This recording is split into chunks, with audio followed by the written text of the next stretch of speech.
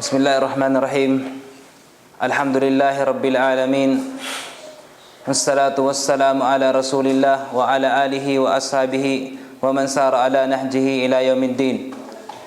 As'alullah al-karim Rabbal arsyal azim an yaj'alana mubarakan aynama kunna wa an yaj'alana mimman idha utiya syakar wa idha ubtuliya sabar wa idha adnaba astaghfar fa inna hadhihi thalath unwanus sa'adah. وأسأل الله أيضا كما جمعنا في هذا المكان أن يجمعنا في مقعد صدق عند ملك مقتدر. Alhamdulillah, mga kapatid sa pananampalatayang Islam, una-una tayo ay magpapasalamat sa Allah subhanahu wa ta'ala sa kanyang biyaya na ibinigay niya sa atin. Isang malaking biyaya ang pagtitipong ito na kung saan pag-aralan natin ang din. Ang itinuro sa atin ng Allah subhanahu wa ta'ala ang kanyang religion, ang kanyang pananampalataya, na pag-aralan natin ito at wala nang hihigit pa na pag-aaral na gawain ng isang tao sa pag-aaral sa kanyang pananampalataya. At katulad ng palagi natin binabanggit ang hadith ng Propeta Muhammad sallallahu alaihi wasallam, man yuridillahu bihi khairan yufaqihu fid din. Sino man ang ginusto ng Allah subhanahu wa ta'ala ang kabutihan sa kanyang alipin, ay ipapaunawa sa kanya ang kanyang relihiyon. At sabi ng mga ulama at sinabi ni Imam Ibn Hajar rahimahullah ta'ala, isang kilalang scholar ng Islam, sinabi niya ang sino man ang hindi nag-aral ng kanyang relihiyon ay wala sa kanya ang kabutihan.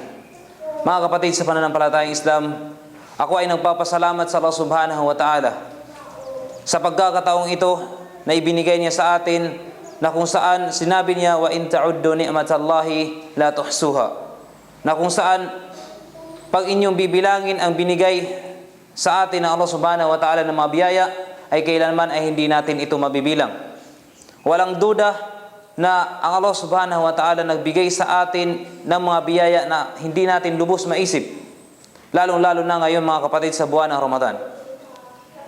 May tatlong bagay na kung saan pag ginawa ng tao, ina-address sa kanya, ginawa ng isang tao at nasa katangian niya itong tatlong bagay na ito, siya ay masaya dito sa pamumuhay niya sa mundo. Una-una banggitin ko ang sinabi ng Allah subhanahu wa ta'ala, man amila salihan min dhakarin aw untha wa huwa mu'min falanuhyiyannahu hayatan tayyibah wa lanajziyannahum ajrahum bi ahsanil ladhi kanu ya'malun. Sabi ng Allah subhanahu wa ta'ala, kung sino man ang gumawa sa inyo mula sa kalalakihan at mga kababaihan ng kabutihan, na siya ay mananampalataya sa Allah subhanahu wa ta'ala. Man amila salihan min dhakarin aw untha wa huwa mu'min. At ang kondisyon mga kapatid sa pananampalatayang Islam, na ang isang tao gumagawa ng kabutihan, dapat siya ay mananampalataya sa Allah subhanahu wa ta'ala.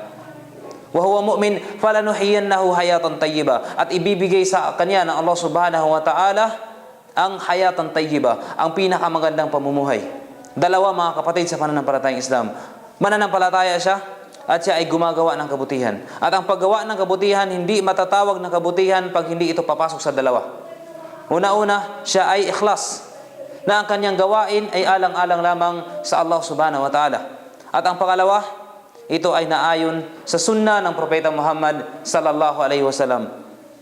Inutusan tayo ng Allah subhanahu wa ta'ala na gumawa ng mga farida, mga faraid, mga obligasyon natin sa Allah subhanahu wa ta'ala, at yun ang pinakauna natin gagawin. Una-una, sa mga pillars ng Islam, inutusan tayo ng Allah subhanahu wa ta'ala na magsala. At ang kadakilaan ng sala mga kapatid sa pananampalatayang Islam, sinabi ng Propeta Muhammad sallallahu alaihi wasallam, al-ahdu bainana wa bainahum as-salah, faman tarakaha faqad kafar. Ang pagitan natin at mga hindi mananampalataya ay ang sala. At sino man ang iniwan niya ito, ay katotohanan siya ay nagkufur. Mga kapatid sa pananampalatayang Islam, pagkatapos isagawa natin ang mga farida na nabibilang sa mga gawain ng kabutihan, amila saliha, mga gawain kabutihan, sinabi ng Allah subhanahu wa ta'ala na itayo ang pagdarasal. Pagkatapos ng farida, ng mga obligasyon, mayroon tayong mga tinatawag na nawafil. Mayroon mga tinatawag tayong mga voluntary na mga gawain. At kailanman mga kapatid, dapat natin isagawa ito mga voluntary na mga gawain, dahil ito ay bonus na ibibigay sa atin na Allah subhanahu wa ta'ala. Ang gantimpala nito mga kapatid sa pananampalatayang Islam ay hindi natin alam kung gaano kalaki ang ibibigay na Allah subhanahu wa ta'ala na gantimpala. Una-una, ito ay paalala sa ating lahat, mga kapatid, na pag pumasok ang isang tao sa masjid, kailangan siya ay magtayo ng tinatawag na tahiyatul masjid. O magtayo siya ng dalawang sala. Hindi siya kaagad uupo, mga kapatid. Ito ay paalala sa ating lahat dahil karamihan nakikita natin na pag pumasok sa masjid, uupo kaagad. Hindi yun yung adab ng Propeta Muhammad sallallahu alaihi wasallam.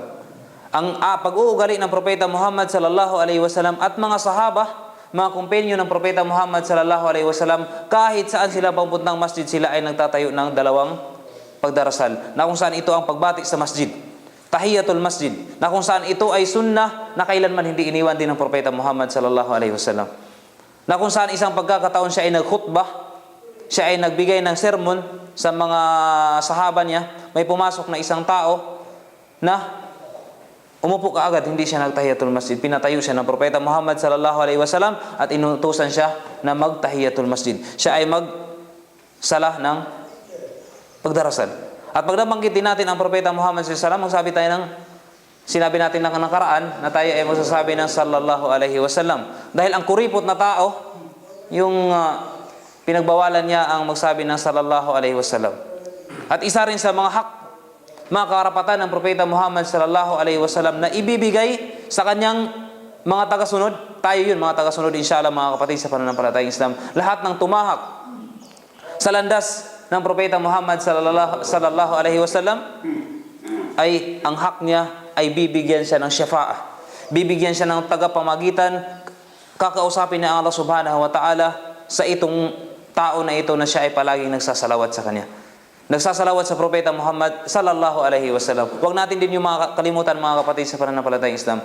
At yung kanina, sinabi ko, ang pagtahiyatul masjid ay dapat gawin natin, mga kapatid. Bago tayo, pag nagwudu tayo, pumasok tayo sa masjid, tayo ay magsala ng raka'ah. Dalawang raka'ah. Tayo ay magsala ng dalawang raka'ah. Huwag natin pagbawalan ang ating mga sarili na mag-commit ng gantimpala sa Allah subhanahu wa ta'ala.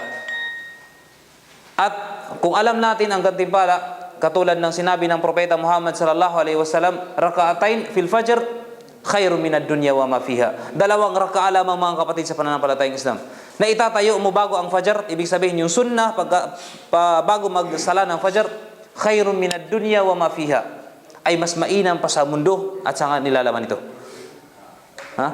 Anong mga nilalaman dito sa mundo? Marami. Mga kayamanan dito sa mundo. Kung nakakita tayo ng mga magagandang tanawin dito sa mundo, kung ikumpara natin sa gantimpala na ibibigay sa atin ng Allah subhanahu wa ta'ala, baka hindi pa umabot sa kalingkingan ang ibibigay ng Allah subhanahu wa ta'ala ng kabutihan. So balikan natin, mga kapatid sa pananampalatayang Islam. Binigyan tayo ng mga farida. Pagkatapos ng farida, ngayon sala, binigyan tayo ng pag-aayuno. At ang pag-aayuno hindi lang natatapos sa buwan ng Ramadan. Mayroon tayong mga obligasyon, mga voluntary na kung saan, inshallah, yun ang dahilan na maaring ang isang tao mapatawad ng Allah subhanahu wa ta'ala. Kasama yun sa sinabi ng Allah subhanahu wa ta'ala, man amila salihan min dhakarin aw untha wa huwa mu'min falanuhyiyannahu hayatan tayyiba. Pag isinagawa niya lahat ng mga farida, lahat ng mga obligasyon sa Allah subhanahu wa ta'ala, at sinundan niya ito ng alin? Mga voluntaryong pagdarasal, mga voluntaryong pag-aayuno. Anong sabi ng Allah subhanahu wa ta'ala? Falanuhyiyannahu hayatan tayyiba. Ibibigay sa kanya ng Allah subhanahu wa ta'ala ang magandang pamumuhay. Ayaw ba natin ng magandang pamumuhay, mga kapatid? Sinong ayaw ng magandang pamumuhay? Lahat tayo naghahangad ng magandang pamumuhay. Hindi lang dito sa mundo, ganun din na rin sa kabilang buhay. At sinabi, karugtong ng aya na sinabi ng Allah, anong sabi niya? وَلَنَجْزِيَنَّهُمْ أَجْرَهُمْ بِأَحْسَنِ الَّذِي كَانُوا يَعْمَلُونَ. At bibigyan siya ng gantimpala ng Allah subhanahu wa ta'ala sa kabilang buhay, sa kanyang mga ginawang kabutihan dito sa mundo. Anong ibibigay ng Allah? Ang kanyang paraiso. Ang paraiso ng Allah subhanahu wa ta'ala na kung saan inihanda niya para sa mga mananampalataya, para sa mga may takot sa Allah subhanahu wa ta'ala. At huwag nating kalimutan na hindi natin maaangkin ang Jannah, ang paraiso ng Allah, kung hindi tayo gumagawa ng kabutihan. Itong dalawa, mga kapatid sa pananampalatayang Islam, al-amalu salih at siya ay mananampalataya. Hindi sapat ang paggawa ng kabutihan pag hindi siya mananampalataya. Dahil sinabi ng Allah subhanahu wa ta'ala, ulitin natin ang ayah, kailangan memorize natin ng mga kapatid para maisang buhay natin. Man amila salihan min dhakarin aw untha wa huwa mu'min falanuhyiyannahu hayatan tayyibah wa lanajziyannahum ajrahum bi ahsani alladhi kanu ya'malun. At bibigyan siya ng gantimpala ng Allah Subhanahu wa Ta'ala ng ano ang gantimpala na yun? Ang paraiso ng Allah Subhanahu wa Ta'ala sa mga ginawa niyang kabutihan dito sa mundo. At ang paggawa ng kabutihan ay naayon sa dalawa, ang ikhlas at ang mutabaa. Ang ikhlas, pag alang-alang lamang sa Allah Subhanahu wa Ta'ala yung gawain natin, at mayroon siyang pagsunod sa Propeta Muhammad sallallahu alaihi wasallam. At sinabi ng Allah Subhanahu wa Ta'ala sa banal na Quran, "Faman tabi'a hudaya fala yadillu wala yashqa." Kung sino man ang sinunod niya ang aking huda, ang aking gabay, ano ang gabay ng Allah Subhanahu wa Ta'ala? Itong din. Itong relihiyon natin mga kapatid. Itong Quran, hawak-hawak ng mga kamusliman, ito yung huda. Sabi ng Allah Subhanahu wa Ta'ala sa Suratul Baqarah, verse 2, sinabi niya, Alif Lam Mim, "Dzalikal kitabu la raiba fi." Hudan lil muttaqin. Ito yung libro na kung saan walang pagdududa. Na kung saan, anong sabi ng Allah Subhanahu wa Ta'ala? Hudan lil muttaqin.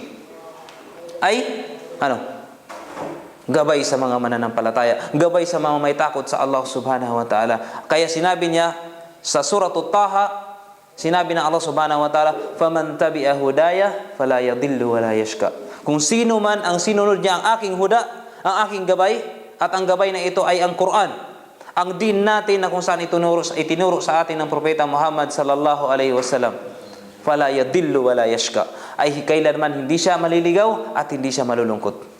Kung ayaw natin na malungkot tayo mga kapatid, isabuhay natin kung ano man ang sinabi ng Allah Subhanahu wa Ta'ala sa Quran. At ano ang ginawa ng Propeta Muhammad sallallahu alaihi wasallam nung siya ay nabubuhay pa. Iniwanan tayo ng Allah ng Propeta Muhammad sallallahu alaihi wasallam ng dalawang bagay. Ano yun? Ang aklat ng Allah Subhanahu wa Ta'ala, na kung saan yun ang pinakamalaking miracle o pinakamalaking himala na ibinigay sa kanya ng Allah Subhanahu wa Ta'ala. Na kung saan pag pinanghawakan natin itong Quran na ito, kailanman hindi tayo maligaw. At tapos sabi niya, ang sunnah, alaikum bisunnah wa sunnata khulafai rashidin, ay panghawakan niyo ang aking sunnah, ang sunnah ng Propeta Muhammad sallallahu alaihi wasallam. Panghawakan natin ito para hindi tayo maligaw. Faman tabi'a hudaya fala yadillu wala yashqa. Kung sino man ang sinunod niya ang aking huda, fala yadillu, hindi siya maliligaw at hindi siya malulungkot. Hindi siya magkaroon ng kalungkutan dito sa mundo. Dahil alam niya ang mga bagay-bagay na kung saan tutumbasan niya yung mga paghihirap dito sa mundo mga kapatid. Pag mayroong ang isang tao may kaalaman, kaya napaka-importante na maghanap tayo ng kaalaman. Napaka-importante at obligasyon, dahil sinabi ng Propeta Muhammad sallallahu alaihi wasallam, anong sabi niya? Talabul ilm faridatun ala kulli muslim. Ala kulli muslimin wa muslimat. O kama qala sallallahu alaihi wasallam, ang paghahanap ng kaalaman ay obligasyon ng bawat Muslim at mga Muslim na kalalakihan at Muslim na mga kababaihan. Huwag natin hayaan na tayo ay maging stagnant sa ating kaalaman. Kung napag-aralan natin yung makamundong kaalaman, bakit hindi natin pag-aralan ang din na Allah Subhanahu wa Ta'ala, na kung saan sinabi ni Imam Ibn Hajar, anong sabi niya? Na kung sino man ang hindi nag-aral ng kanyang relihiyon, ang relihiyong Islam, ay wala siyang kabutihan. Wala sa kanyang kabutihan. At ang relihiyon ng Allah Subhanahu wa Ta'ala, lahat ito kabutihan, lahat ito nur. Lahat ito nur. At sinabi ko nung nakaraan na kung saan ang pinakamaliwanag na nilikha ng Allah Subhanahu wa Ta'ala ay ang kanyang arsh, ang kanyang trono. Bakit ito ay pinakamalapit sa kanya? Ito ay pinakamalapit sa kanya. At ang sumunod dito ay ang Jannah. At sa loob ng Jannah ay ang Firdaus. At sa loob ng Firdaus ay ang wasila, na kung saan yun ang tirahan ng Propeta Muhammad sallallahu alaihi wasallam. Yun ang pinakamaliwanag. Dahil bakit? Malapit ito sa Allah Subhanahu wa Ta'ala. Kaya ang isang tao, habang gumagawa siya ng kabutihan, papalapit siya sa Allah Subhanahu wa Ta'ala. Ang sala nur, as-salatu nur, al-ilmu nur. Ang sala ay liwanag. Ang paghahanap ng kaalaman ay liwanag. Ang zaka, ang charity ay liwanag na nagawa. Lahat ng kabutihan ay liwanag na kung saan ipepresenta niya sa Allah Subhanahu wa Ta'ala. At ang isang tao, habang gumagawa siya ng kabutihan, papalapit siya sa Allah Subhanahu wa Ta'ala hanggang magliliwanag siya katulad ng pagliwanag ng arsh ng Allah Subhanahu wa Ta'ala. Kaya ang sikreto mga kapatid,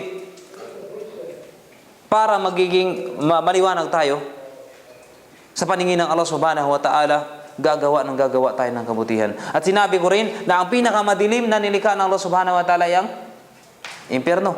Bakit? Ito ang pinakamalayo na nilikha ng Allah subhanahu wa ta'ala. Ang sabi niya, asfala safilin. Ang pinakamalayo. Ang pinakamalayo na nilikha ng Allah subhanahu wa ta'ala. Asfala safilin, pinakamababa. Na nilikha ng Allah subhanahu wa ta'ala. At ito ang pinakamalayo sa kanya. Kung saan ang isang tao, pag siya ay gumagawa ng kasalanan, papalayo sa Allah subhanahu wa ta'ala. Wa iyadu billah, at siya ay mahulog sa impyerno. Kaya tayo mga kapatid, ginabay tayo ng Allah subhanahu wa ta'ala. Faman tabi'a hudaya, sundin natin ang huday. Ang huda ng Allah subhanahu wa ta'ala, fala yadillu wa la yashqa. Hindi siya magkakaroon, hindi siya maliligaw, at hindi siya malulungkot. At sinabi ng Allah subhanahu wa ta'ala, wa man a'rada an dhikri fa inna lahu ma'isyatan danka. At sino man ang tinanggihan niya o hindi niya nag-aral, hindi niya na naalala ang Allah subhanahu wa ta'ala, kinalimutan niya na ang kanyang din. Anong sabi ng Allah?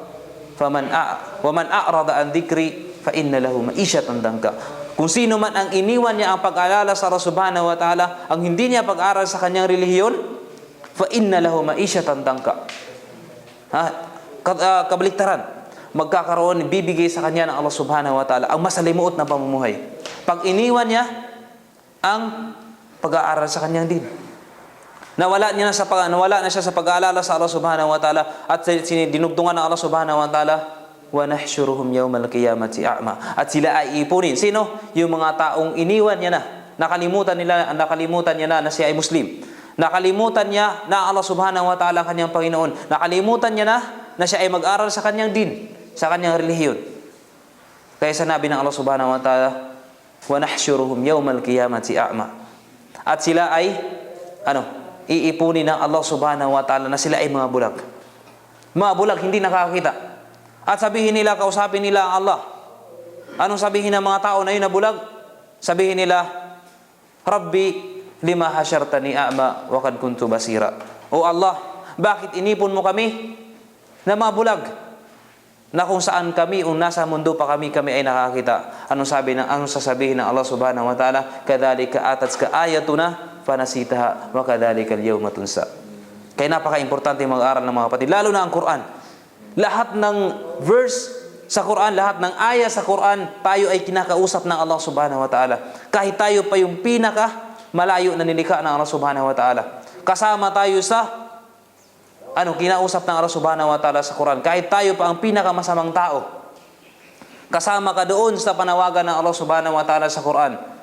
Na sinabi niya, wa nahsyuruhum yawmal qiyamati a'ma. Qala rabbi lima hasyartani a'ma wa qad kuntu basira. Kadhalika atatska ayatuna fanasitaha wa kadhalika al-yawma tunsa. Ay dahil dumating sa iyo mga biyaya, mga aya, mga palatandaan ng Allah subhanahu wa ta'ala, yung gabay, yung Quran. Ang propeta Muhammad sallallahu alaihi wasallam ay isa sa mga pinakamalaking aya, pinakamalaking palatandaan ng Allah subhanahu wa ta'ala sa kanyang ni'ma, sa kanyang habag. Anong sinabi ng Allah subhanahu wa ta'ala sa propeta Muhammad sallallahu alaihi wasallam? Wa ma arsalnaka illa rahmatan lil alamin. At hindi ka namin ipinadala maliban na lamang na rahma, gabay, habag sa sangkatauhan. Ang propeta Muhammad sallallahu alaihi wasallam ipinadala na habag ng Allah subhanahu wa ta'ala sa sangkatauhan. Kaya pag hindi natin sinunod ang propeta Muhammad sallallahu alaihi wasallam, wala tayong habag na makukuha sa Allah subhanahu wa ta'ala. Kadhalika atatska ayatuna fanasitaha. Dumating sa iyo yung mga aya. Ano yung mga aya? Mga palatandaan ng Allah subhanahu wa ta'ala. Fanasitaha, at iyo itong kinalimutan. Wa kadhalika al-yawma tunsa, at sa araw na ito kakalimutan ka rin namin. Yun ay sinabi ng Allah subhanahu wa ta'ala. Kaya napakadelikado mga kapatid, na kung saan hindi natin pinag-aralan. At ang pag-aaral sa relihiyong Islam ay isa sa mga wasila, ibig sabihin ng wasila, daan para mapadali ang ating pagpasok sa paraiso. Anong sinabi ng propeta Muhammad sallallahu alaihi wasallam? Anong sabi niya? Man salaka tarikan yaltamisu fihi ilman sahhalallahu lahu bihi tarikan ilal jannah. Sabi ng propeta Muhammad sallallahu alaihi wasallam, sino man ang tumahak at tinahak niya ang pag-aaral, man salaka tarikan, yaltamisu fihi ilman, na kung saan wala siyang hangarin kung hindi ang kaalaman para sa Allah subhanahu wa ta'ala. Dahil ang kaalaman nahati sa dalawa. Kaalaman sa Allah subhanahu wa ta'ala at kaalaman dito sa mundo. Pero ang tinutukoy dito ay ang kaalaman sa Allah subhanahu wa ta'ala. Kaalaman sa Allah subhanahu wa ta'ala na sinabi ng Propeta Muhammad sallallahu alaihi wasallam, man salakat tariqan yaltabisu fihi ilman, na wala siyang hangarin maliban ang kaalaman, sahalallahu lahu bihi tariqan ilal jannah, ay papadaliin ng Allah subhanahu wa ta'ala ang kanyang pagpasok sa paraiso. Sabi ng mga ulama tungkol sa sahalallahu lahu tariqan ilal jannah, para madaliin na Allah subhanahu wa ta'ala ang kanyang pagpasok sa paraiso, ano yung mga pamamaraan ng pag-aaral? Hindi lang mga kapatid sa pananampalatayang Islam na makinig tayo sa lecture. Kung hindi, maraming kaparaanan, lahat ng kaparaanan na ang isang tao magkaroon ng kaalaman, yun ay magtutulak sa kanya patungo sa paraiso. Gumawa tayo ng kabutihan dito sa mundo, walang ibang hangarin kung hindi malugod ang Allah subhanahu wa ta'ala. At pag nalugod ang Allah subhanahu wa ta'ala, wala siyang tanging ibibigay kung hindi ang paraiso niya. Lahat tayo naghahangad ng paraiso. Gusto natin makapasok na mabilis sa paraiso na kung saan, kung pwede lang, hindi na tayo makakaranas ng kaparusahan ng Allah subhanahu wa ta'ala. At yun lahat ay hinihiling natin sa Allah. Kung paano hinihiling ko sa Allah subhanahu wa ta'ala, kung paano niya tayo inipon dito sa lugar na ito, iipunin din tayo ng Allah subhanahu wa ta'ala sa kanyang paraiso na inihanda para sa mga mananampalataya. Kaya mga kapatid sa pananampalatayang Islam, alalahanin natin na may mga obligasyon tayong dapat gawin. Katulad nitong buwan ng Ramadan, huwag natin pabayaan ang pag-aayuno. Ang tarawih, ang tahajjud, lalo na ngayon, last 10 days ng Ramadan, na kung saan dito bababa sa last 10 days ang Laylatul Qadr. At ang Laylatul Qadr, khairun minad dunya wa ma fiha. Ang Laylatul Qadr, khairun min alfi shahr. Khairun min alfi shahr. Na ang Laylatul Qadr ay mas mainam pa sa 1,000 buwan. Kung ating i-compute ito, mahigit 83 years na tayo pag ang isang tao na abutan siya ng Laylatul Qadr, na siya ay nag-iibada sa Allah subhanahu wa ta'ala, ang kanyang gawain na yun, ang kanyang ibada na yun, ang kanyang kabutihan na ginawa ay mas mainam pa sa 1,000 buwan. 1,000 buwan, alfi shahr. Kaya sinabi ng Allah subhanahu wa ta'ala, inna anzalnahu fi Laylatul Qadr. Inna, katotohanan, sabi ng Allah subhanahu wa ta'ala, anzalnahu fi Laylatul Qadr. Ang Quran ay binaba niya sa Laylatul Qadr. Wa ma adraka ma Laylatul Qadr. Ano ba ang pagkakaalam niyo tungkol sa Laylatul Qadr? Sabi ng Allah subhanahu wa ta'ala, Laylatul Qadri khairun min alfi shahr. Na ang Laylatul Qadr ay mas mainam pa sa 1,000 buwan. Ang kabutihan na gagawin niya sa loob ng Laylatul Qadr ay mahigit pa sa 1,000 buwan. Kaya wag tayong manghinayang mga kapatid sa pananampalatayang Islam. Kung alam lang natin ang gantimpala ng Allah subhanahu wa ta'ala, kung halimbawa, may isang magbibigay ng papremyo, halimbawa ang kanyang ibigay ay laptop, manatili lamang siya sa loob ng 10 araw, sa loob ng last 10 days ng Ramadan. Sa last 10 days ng Ramadan, manatili siya sa masjid. Ang kanyang premyo ay 5 laptop. Siguro kahit 1 buwan. Di ba? 1 buwan tayo manatili, okay lang. Kaya mga kapatid sa pananampalatayang Islam, kaya pagsikapan natin dahil ang gantimpala ng Allah subhanahu wa ta'ala ay mas mainam pa kaysa nakikita natin dito sa mundo. Kung doon sa paraiso, ang isang mananampalataya pag nakapasok siya sa paraiso, anong i-reward sa kanya? Ano? Kung gusto niya ng asawa, may asawa sa paraiso. Hurul Ain, mga kapatid sa pananampalatayang Islam. Hurul Ain, kaamthalil lu'lu'il maknun. Sabi ng Allah subhanahu wa ta'ala ay katulad sila ng mga perlas. Ang kanilang dinescribe lang ng Allah subhanahu wa ta'ala doon. Pero pag nakita natin, insyaAllah, tayo ay bibigyan lahat ng Allah subhanahu wa ta'ala ng hurul ain. Hinihiling natin lahat sa mga walang asawa. At yung kanilang asawa rin, maging reyna din doon sa paraiso. So, insyaAllah mga kapatid sa pananampalatayang Islam. Pero hindi natin yung makuha kung hindi natin susundin ang sinabi ng Allah subhanahu wa ta'ala, man amila salihan min dhakarin aw untha wa huwa mu'min falanuhyiyannahu hayatan tayyiba wa lanajziyannahum ajrahum bi ahsanil ladhi kanu ya'malun. Sinabi ng Allah subhanahu wa ta'ala, innal ladhina amanu wa amilus salihat sayaj'alu lahumur rahmanu wudda.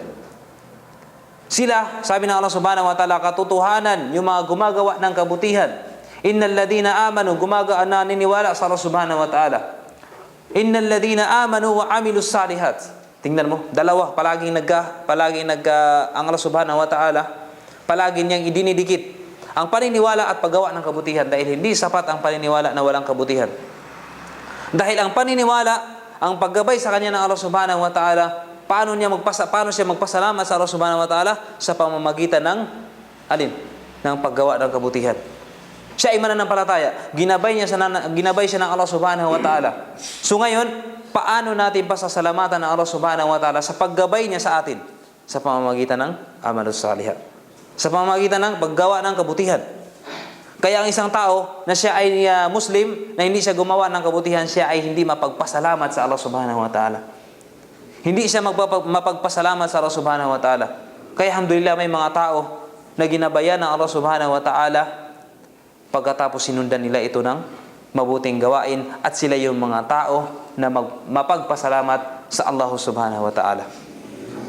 Dahil sinabi ng Allah subhanahu wa ta'ala, wa kuntum ala shafa hufratin minan nar faangkadakum minha.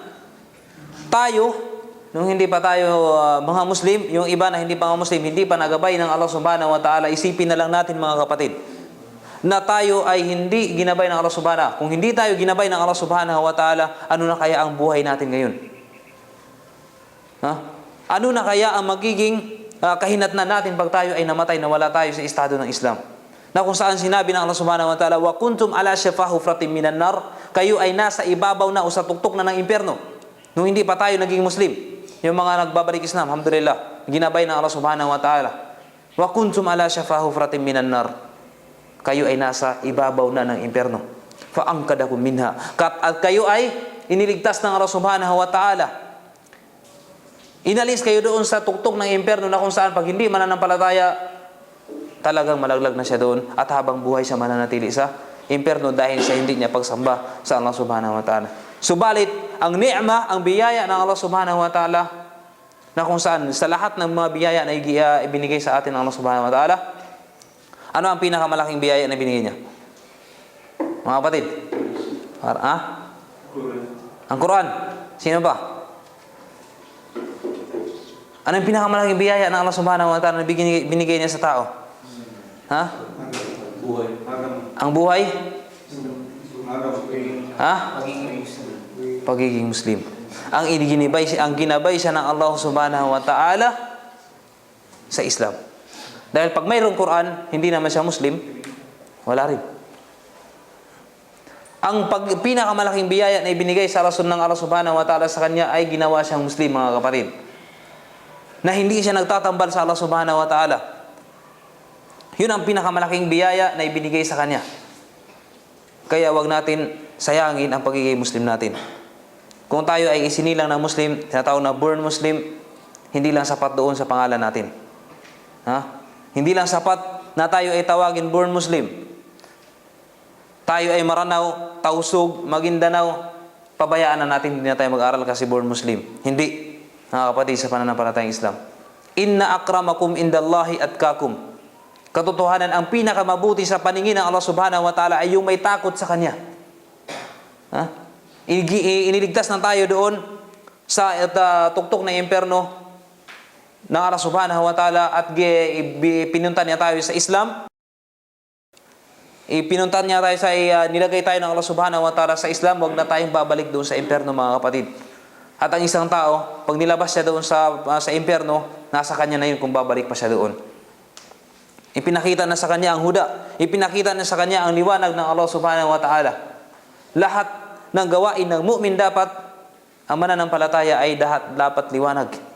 Lahat ay magiging clear sa kanya, lahat ng mga gawain. At hindi magiging matagumpay yun, kung hindi magiging clear ang kanyang pamumuhay kung wala siyang kaalaman. Kaya una-una, mga kapatid, sa pananampalatayang Islam, ang paghahanap ng kaalaman ay obligasyon natin. Paghahanap ng kaalaman. Huwag tayong maging istig dito sa mundo. Kaya ang dua ng Propeta Muhammad sallallahu alaihi wasallam, Allahumma la taj'alid dunya akbara hammina.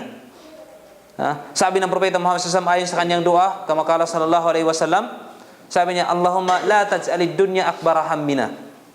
huwag mong gawin ang dunya na kung saan ito ang pinakamalaking pangarap ko. Marami sa atin, ang pinakamalaking pangarap nila ay ang dunya, na kung saan magkakaroon sila ng magandang trabaho. Huwag natin gawin yung mga kapatid. Gawin natin ang dunya bilang daan. Kung binigyan tayo ng Allah subhanahu wa ta'ala ng masya Allah napakagandang trabaho, gagawin natin yun bilang daan. Bilang daan lang. Dahil yun ay khair, yun ay kabutihan. Kung binigyan tayo ng posisyon ng Allah subhanahu wa ta'ala, ay gagamitin natin ito para sa kabilang buhay. Ang sabi ng Propeta Muhammad SAW tungkol sa himma, sa uluwil himma, sa kanyang pangarap, na dapat ang kanyang pangarap ay ang akhirah. Si Umar bin Khattab radhiyallahu anhu bumisita sa Propeta Muhammad sallallahu alaihi wasallam. Bumisita siya, nakita niya ang Propeta Muhammad sallallahu alaihi wasallam nakahiga sa isang matigas na higaan, na kung saan pagbangon ng Propeta Muhammad sallallahu alaihi wasallam, nakikita pa ni Umar ang mga bakat ng higaan niya sa kanyang likuran. Ang sabi na naiyak si Umar bin Khattab. Naiyak siya. At sinabi niya, "Ya Rasulullah, o ikaw propeta ng Allah, si Caesar, yung hari ng Rome, tinatamasa nila sila ay nakahiga sa napakalambot na higaan. Napakasarap na kumot. Subalit ikaw na propeta ng Allah subhanahu wa ta'ala, nakahiga ka sa napakatigas na higaan." Anong sabi ng propeta Muhammad sallallahu alaihi wasallam? "Ya Umar, ama tarda an takuna lahumud dunya wala nal akhirah." Anong sabi ni Umar ng propeta Muhammad sallallahu alaihi wasallam? "Ya Umar, o Umar radhiyallahu anhu." Tinawagan si Umar bin Khattab, "Hindi mo ba gugustuhin na sa kanila ang mundo at sa atin ang kabilang buhay?" Tingnan mo. Ang propeta Muhammad sallallahu alaihi wasallam, kunti lang ang kanyang pangarap dito sa mundo. Ginawa niya ang mundo bilang wasila, bilang daan para sa kanyang kabilang buhay. Anong sabi ng propeta rin sa ibang hadis? Sabi niya, "Kun fid dunya ka'annaka gharib aw abir sabil." Manatili ka dito sa mundo na parang ikaw ay isang estranghero, o ikaw ay isang malalakbay lamang. Pag ang isang estranghero dumaan sa isang bayan, hindi siya magtayo ng bahay doon dahil hindi niya lugar yun. Stranger lang siya doon. At ang isang malalakbay, pag nakadaan siya ng lilim ng puno, magpapahinga lang siya doon. Dito tayo mga kapatid sa pananampalatayang Islam, tayo ay nagpapahinga lang dito sa mundo, na kung saan itong mundo na ito ay ginawa lamang ng Allah subhanahu wa ta'ala imtihan wa ikhtibar, pagsubok para sa mga tao, sa tunay na mga mananampalataya. Anong sabi ng Allah? "Tabarakalladzi biyadihil mulk wa huwa ala kulli shay'in qadir, alladzi khalaqal mauta wal hayata liyabluwakum ayyukum ahsanu amala." Sabi ng Allah subhanahu wa ta'ala, pagpupuri sa Allah subhanahu wa ta'ala, "Tabarakalladzi biyadihil mulk," sa kanyang kamay ang lahat ng pagmamayari. "Wa huwa ala kulli shay'in qadir," at siya ang makakagawa ng lahat ng bagay. Ala kulli shay'in qadir. Kung ano ang gugustuhin ng Allah ay magagawa niya. Wa huwa ala kulli shay'in qadir, alladhi khalaqal mauta wal hayata, na kung saan siya ang lumikha ng kamatayan at ng buhay, liyabluwakum ayyukum ahsanu amala, para tayo ay susubukan kung sino ang may pinakamainam, pinakamabuting ginawa dito sa mundo. Kaya hindi tayo mga kapatid sa pananampalatayang Islam, walang tao dito sa mundo na aalis sa mundo, ibig sabihin mamamatay na siya, na hindi siya sinubukan ng Allah subhanahu wa ta'ala. Kasi sinabi niya yun sa halos sa karamihan ng verse sa banal na Quran, na ang lahat ng tao ay susubukan niya. Kaya sinabi niya sa Suratul Ankabut, Alif Lam Mim, "Ahasiban nasu ayyutraku ayyakulu amanna wa hum la yuftanun." Alif Lam Mim, walang nakakaalam, ang Allah subhanahu wa ta'ala lamang yung nakakaalam sa tatlong litra na ito. At sinundan ng Allah subhanahu wa ta'ala para ang mga tao, pag narinig nila ang Alif Lam Mim, ano kaya ang ibig sabihin yan? So ngayon, makikinig siya doon sa susunod na aya na babanggitin ng Allah subhanahu wa ta'ala. "Ahasiban nasu ayyutraku ayyakulu amanna wa hum la yuftanun." Inaakala ba ng mga tao na pagkatapos nilang maniwala sa Allah subhanahu wa ta'ala, sabihin nila ang aking Panginoon ay ang Allah, hindi na sila susubukan? Hindi na tayo susubukan pag sinabi natin na ako ay Muslim, ang aking Panginoon ay ang Allah subhanahu wa ta'ala, hindi na tayo subukan. Wala mga kapatid. Lahat ng tao dito sa mundo ay sinubukan. Sa kanilang kayamanan, sa kanilang posisyon, sa kanilang buhay. Mahirap man sila o mayaman. Lahat sinubukan. Tapos sinundan ng Allah subhanahu wa ta'ala, ahasiban nasu ay yutraku ay yaqulu amanna wa hum la yuftanun walaqad fatanna alladhina min qablihim fala ya'lamanna Allahu alladhina sadaqu wa la ya'lamanna al-kadhibin. Fala ya'lamanna Allahu alladhina sadaqu walaqad fatanna alladhina min qablihim, sinabi katotohanan ay sinubukan namin ang mga nauna sa atin. Nauna sa atin, sino yon? Yung kaum ni Nuh, ang mga anak ni Adan, sinubukan sila. Si Adan, sinubukan siya. At lahat ng mga durriya, mga angkan ni Adan ay sinubukan ng Allah subhanahu wa ta'ala bago pa ang propeta Muhammad SAW. At sa atin ay bibigyan din tayo ng pagsubok. At huwag nating isipin mga kapatid sa pananampalatayang Islam na itong pagsubok na ito ay hindi tayo mahal ng Allah subhanahu wa ta'ala. Itong pagsubok na ito mga kapatid, ito ang paraan para mamahalin tayo ng Allah subhanahu wa ta'ala. Bakit minahal ng Allah subhanahu wa ta'ala ang mga anbiya? Dahil sa pagsubok na ibinigay sa kanila. Anong sabi ng propeta Muhammad SAW? Asyaddun nasa balaan al-anbiya, thumma salihun, thumma al-amthalu fal-amthal. Anong sabi ng propeta Muhammad SAW tungkol sa pagsubok na danasin natin dito sa mundo? Asyaddun nasa balaan. Ang pinakamatinding sinubukan ng Allah subhanahu wa ta'ala ay ang mga anbiya. Dahil sila ang pinakamamahal ng Allah subhanahu wa ta'ala. Pagkatapos ng mga anbiya, mga propeta, mga sugo ng Allah, sino? Ha? Mga kapatid, turog na iba. Sino? Pagkatapos ng mga anbiya, sino ang susubukan? Ha? Mga anghel? Hindi, sino subukan ba mga anghel? Wala. Ha? Pagkatapos ng mga propeta, asyadun na sa balaan al-anbiya, thumma, pagkatapos ay ang mga mabubuting tao. Ha?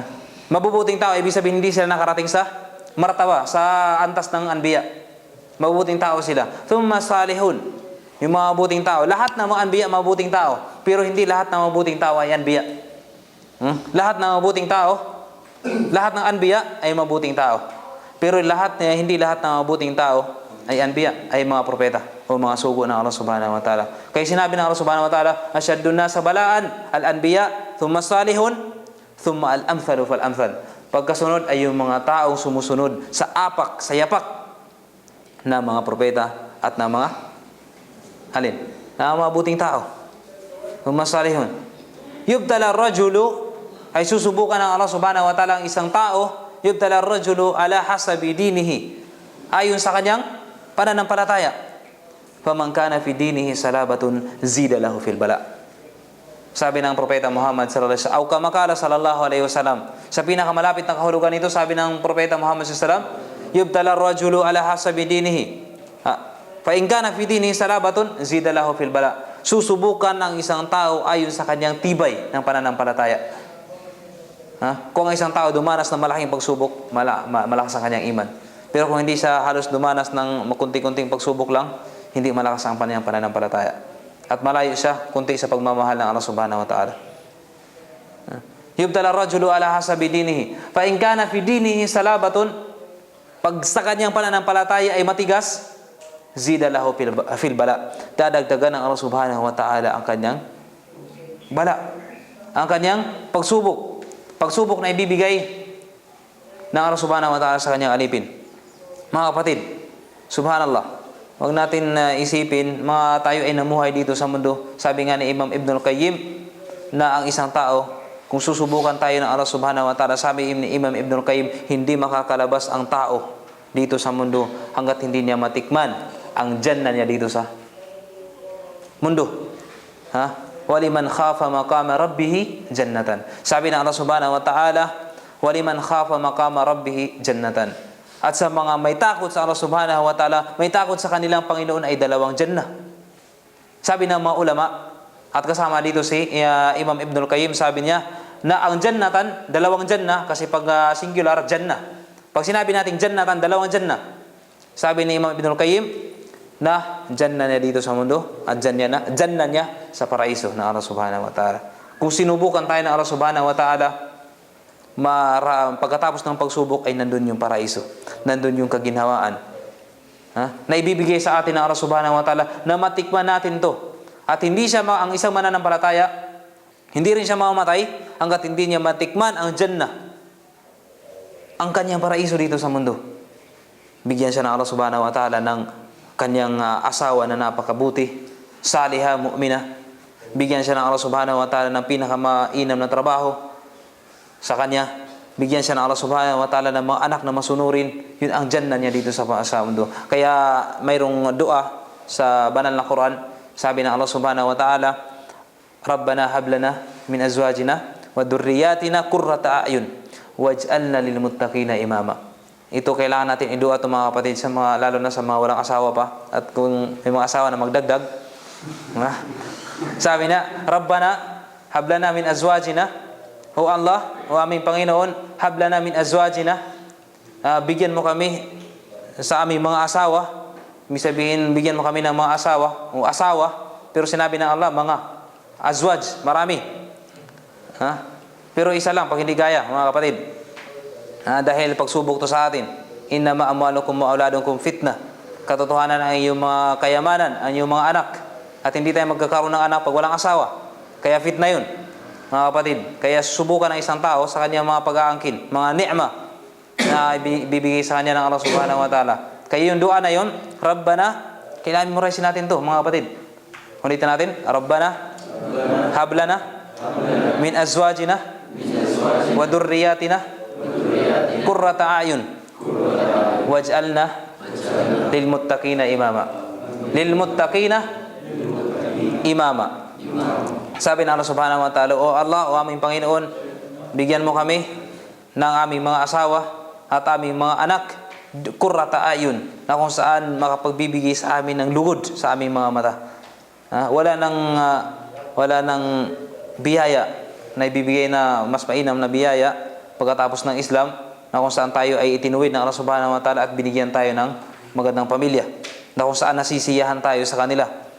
Qurrata a'yun waj'alna lil muttaqina imama, at ipabilang mo kami sa mga naimam, sa mga may takot sa Allah subhanahu wa ta'ala. Ibig sabihin ng imam, mas mataas doon sa mga may takot sa Allah subhanahu wa ta'ala. Lahat ng imam ay may takot sa Allah subhanahu wa ta'ala. At hindi lahat ng may matakotin sa Allah subhanahu wa ta'ala pwede natin gawing imam. Tama, mali? Tama. Hindi lahat ng matakotin sa Allah subhanahu wa ta'ala pwede natin gawing imam. Ibig sabihin, ang martaba, ang antas ng imam ay mas mataas kaya sa mga taong may takot sa Allah subhanahu wa ta'ala. Kaya mga kapatid, sa pananampalatayang Islam, hayaan natin ang ating sarili na masanay sa paggawa ng kabutihan. Ka'anna shay'a lam yakun idang qada fama mada fima mada faqad mada. Ay katulad ng isang bagay na lumipas, at pag lumipas na ito, hindi na natin ito pwedeng ibabalik. Lahat ng lumipas, tayo man ay nanghinayang, at sikapin natin na yung mga natirang oras sa atin ay gagawin natin na lahat ito ay kabutihan. Ialay natin sa Allah subhanahu wa ta'ala. Napakaiksi ng buhay, mga kapatid, sa pananampalatayang Islam. Bakit sabi nga ng mga ulama, ang iksi ng buhay ng isang tao ay hindi paabot sa isang kisap mata o yung pagpikit niya. Sabi ni Imam Shafi'i na ang isang tao nagbabaliktad-baliktad. Yung sabihin, pwede siya mananampalataya, pwede siya hindi mananampalataya, o pwede siya nasa pagsunod sa Allah, o kaya nasa pagsuway sa Allah, ang magitan lamang ng isang pagpikit niya. At sabi ng mga ulama na ang buhay ng isang tao ay hindi pa umabot sa pagpikit ng mata natin. Bakit? Kung kukwintahin natin, mga kapatid, kwintahin natin ang buhay natin mula nung nilikha si Adan, ang ating pinakaunang tatay, ang ating pinakaunang ninuno, ang tatay natin si Adan alayhi salam, pinakauna siya. Tapos kwintahin natin yung mga panahon, mga taon bago tayo nilikha ng Allah subhanahu wa ta'ala. At nanatili tayo dito sa mundo ng sabihin natin average na gulang natin, age natin na 70. Sabihin natin 70 kasi may lampas na ng 70, mga 80. Sabihin natin 80 o 100. Yung 100 na yun, ilagay mo doon sa panahon na kung saan si Adam ay nilikha at saka ikaw ay nilikha. Yung panahon ni Adan, pagkaunang pagkalikha sa kanya, at sa pagkalikha mo, ikaw ay sinilang yung mga taon. Isingit mo yung buhay na 100 years. So wala pa, hindi pa umabot sa kisang mata. O kaya nung ikaw ay namatay, mayroon pang hindi pa tapos ang araw ng paghuhukom. So napakaigsi mga kapatid sa pananampalatayang Islam. Kaya pilitin natin na lahat ng mga obligasyon. Sabi ni Sheikh Shankiti rahimahullahu ta'ala, dalawa lamang ang gawain ng isang tao. Dalawa lamang na siya pinanawagan ng Allah subhanahu wa ta'ala. Sundin niya ang mga ipinag-utos at iwanan niya ang mga ipinagbabawal ng Allah subhanahu wa ta'ala. Iwanan niya ito. Dahil lahat na mga ipinagbabawal ng Allah subhanahu wa ta'ala maidudulot na kabutihan. At lahat na mga pinag-uutos ng Allah subhanahu wa ta'ala, lahat ito ay kabutihan sa mga mananampalataya. Lahat ito ay kabutihan mga kapatid. Kaya yung gawain natin mabuti na inihalal sa atin ng Allah subhanahu wa ta'ala, pinayagan o pinahintulutan sa atin ng Allah subhanahu wa ta'ala, ito ay nagdudulot. Halimbawa ng sala. Ito ay hindi lang dito sa mundo ang pakinabang natin, kung hindi sa kabilang buhay rin. Kaya alhamdulillah. So inshallah mga kapatid, huwag natin pabayaan ang mga faraid, ang sunnah ng Propeta Muhammad sallallahu alaihi wasallam. Wa akhiru dawana anil hamdulillahi rabbil alamin. Assalamualaikum warahmatullahi wabarakatuh.